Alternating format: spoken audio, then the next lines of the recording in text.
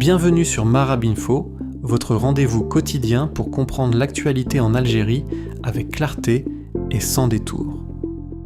Aujourd'hui, plusieurs informations importantes marquent l'actualité, notamment dans les domaines de l'énergie, de la diplomatie, du transport et de la situation nationale.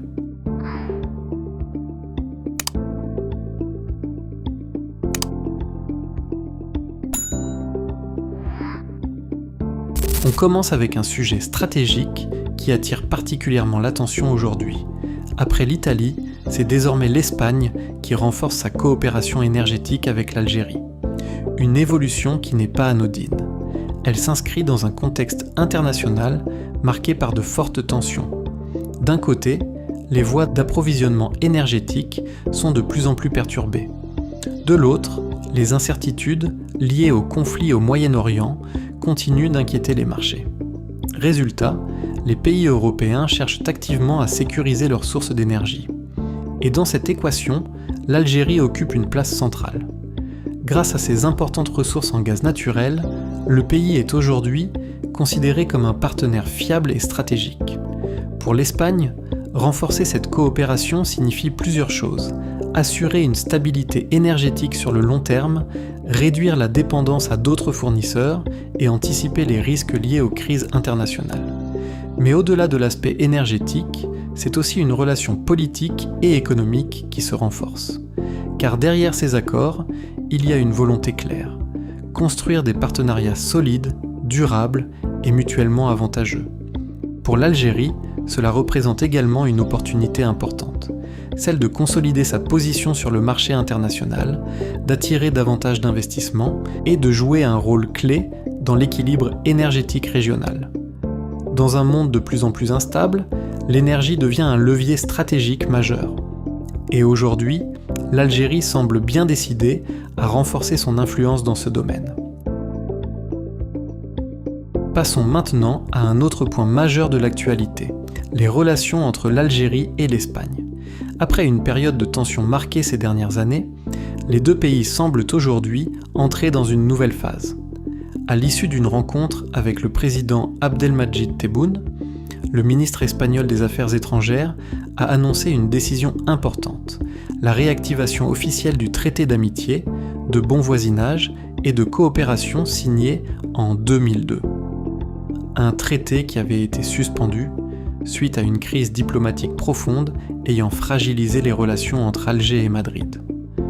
Aujourd'hui, le ton a changé. Les deux parties affichent une volonté claire. Relancer le dialogue, reconstruire la confiance et renforcer la coopération bilatérale. Ce rapprochement ne s'est pas fait du jour au lendemain. Il s'inscrit dans une dynamique amorcée depuis 2024 avec plusieurs signaux d'apaisement et de reprise des échanges.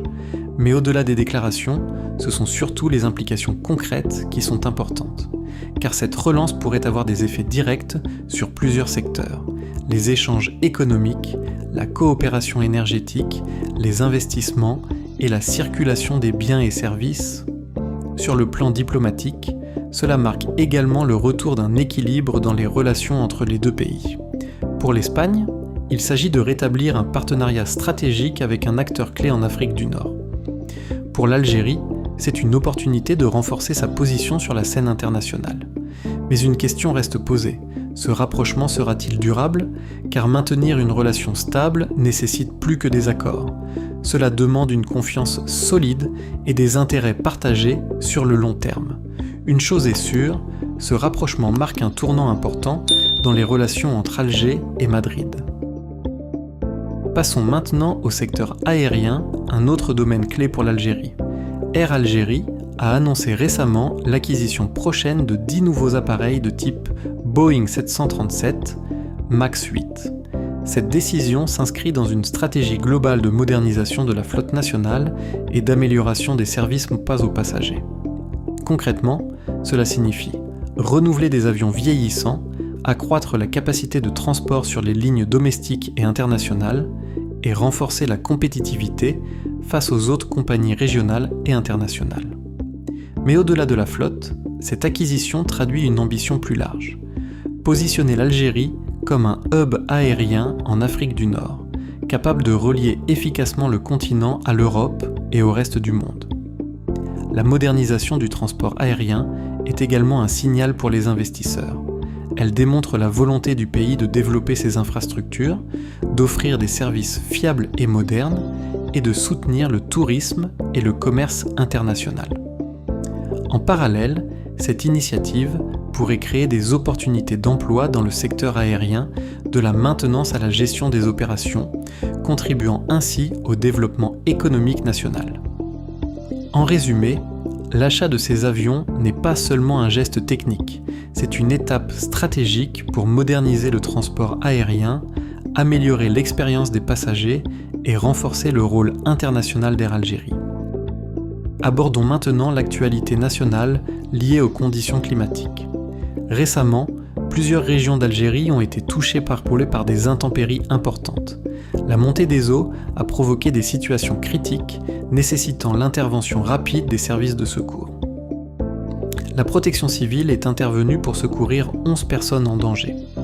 Ces opérations montrent non seulement la réactivité des équipes de secours, mais rappellent également la vulnérabilité de certaines zones face aux conditions météorologiques extrêmes. L'enjeu principal reste la prévention et la sensibilisation. Tassignichon, anticiper les risques d'inondation, sécuriser les zones à risque et protéger au mieux les populations. Même si ces interventions sont courantes lors des épisodes de forte pluie, elles soulignent l'importance d'une infrastructure adaptée et d'une coordination efficace entre les différents services d'urgence. En résumé, face aux intempéries, la vigilance reste de mise et les citoyens sont invités à suivre les consignes de sécurité pour éviter tout accident. Enfin, intéressons-nous à la situation du pétrole, un facteur crucial pour l'économie algérienne. Les prix du pétrole poursuivent actuellement leur ascension sur les marchés internationaux. Cette hausse s'explique par plusieurs facteurs. Tensions géopolitiques dans certaines régions productrices, incertitudes sur les approvisionnements mondiaux et une demande toujours soutenue à l'échelle internationale. Pour l'Algérie, qui dépend largement des revenus pétroliers, cette situation est doublement significative. D'un côté, elle renforce les recettes de l'État et offre des marges supplémentaires pour financer des projets stratégiques. De l'autre, elle peut exercer une pression indirecte sur les prix à la consommation et sur certains secteurs dépendants de l'énergie. En résumé, la tendance actuelle des marchés pétroliers illustre à la fois une opportunité économique et un défi à gérer avec prudence afin de maximiser les bénéfices tout en préservant la stabilité intérieure. En résumé, l'actualité du jour montre plusieurs mouvements importants en Algérie. Le renforcement de la coopération énergétique avec l'Espagne, la réactivation des relations diplomatiques avec Madrid, la modernisation du transport aérien avec l'acquisition de nouveaux avions par Air Algérie, les interventions de la protection civile face aux intempéries et la hausse continue des prix du pétrole sur le marché international. Ces événements reflètent un pays actif sur les plans diplomatiques, économiques et national.